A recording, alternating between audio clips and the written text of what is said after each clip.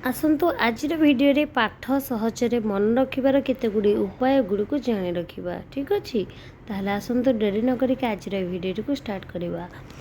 प्रथमटी हूँ मन को शांत करी पढ़ा को बसतु।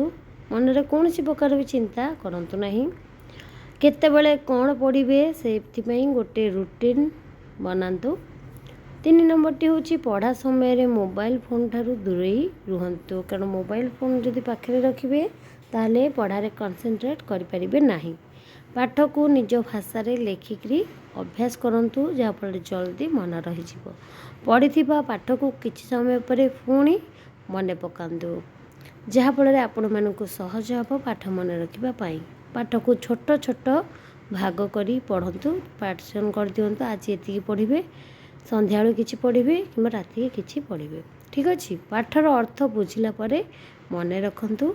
पढ़िबा समय रे निजे निज को प्रश्न करंतु।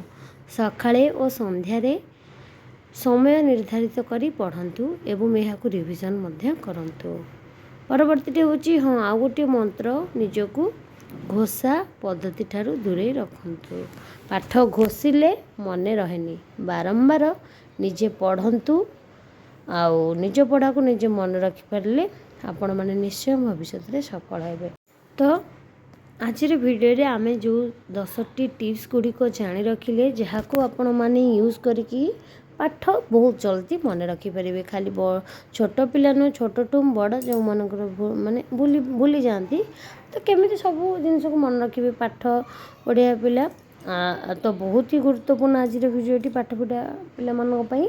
ए भिडियोटी को जो मैंने पाठ पढ़ुं से संगे निहाती भाव में शेयर कर दिंतु। आगु को यही भिडियो देखिए सब्सक्राइब करंतु। धन्यवाद।